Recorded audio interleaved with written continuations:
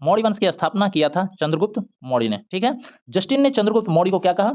Sandrocottus कहा था। Justin ने चंद्रगुप्त मौर्य को सेंड्रोकोट्स कहा। मुद्रा राक्षस में चंद्रगुप्त मौर्य के लिए वृषल शब्द का प्रयोग किया गया था। तो मुद्रा राक्षस में चंद्रगुप्त मौर्य के लिए वृषल शब्द का प्रयोग किया गया था। चाणक्य जो है चंद्रगुप्त मौर्य के कौन थे? प्रधानमंत्री थे। चाणक्य चंद्रगुप्त मौर्य के प्रधानमंत्री था, ठीक है। चाणक्य द्वारा लिखित अर्थशास्त्र पुस्तक राजनीति से संबंधित है, ठीक है। चाणक्य द्वारा लिखित अर्थशास्त्र पुस्तक संबंध है राजनीति से। चंद्रगुप्त ने 305 ईसा पूर्व में सेल्यूकस निकेटर को हराया था।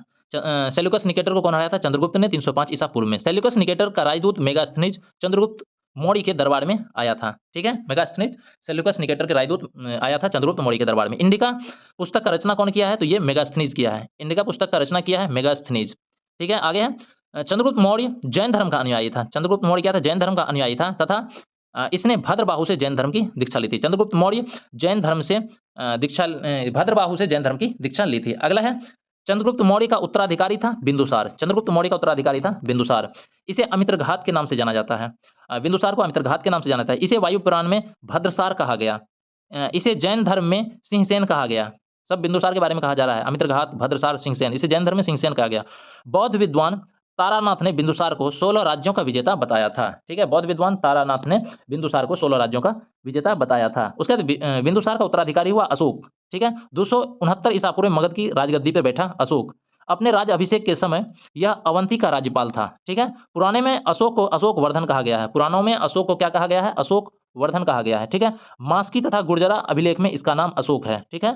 मास्की और गुर्जरा अभिलेख में ही अशोक का नाम अभिलेख है। आगे क्या है? भ्राभु अभिलेख में अशोक ने स्वयं को मगध का सम्राट बताया है। क्या है?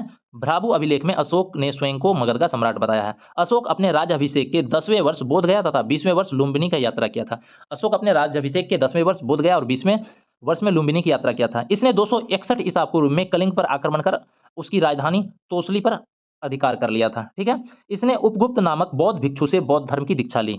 तो किससे ये बौद्ध धर्म की दीक्षा ली थी? उपगुप्त से ली थी। अशोक ने उपगुप्त से बौद्ध भिक्षु से उपगुप्त नामक बौद्ध भिक्षु से बौद्ध धर्म की दीक्षा ली। इसका सबसे लंबा और सबसे छोटा अभिलेख है सबसे लंबा एवं सबसे छोटा अभिलेख है। सबसे लंबा है 7वां अभिलेख और रुम्मीदेई का है सबसे छोटा अभिलेख। अशोक के समय मौर्य साम्राज्य में प्रांतों की संख्या थी 5।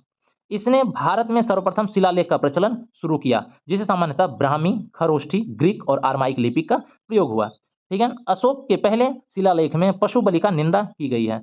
जो अशोक का पहला शिलालेख है उसमें शिलालेख में पशु बलि की निंदा की गई है। वहीं छठे शिलालेख में आत्मनियंत्रण की शिक्षा दी गई।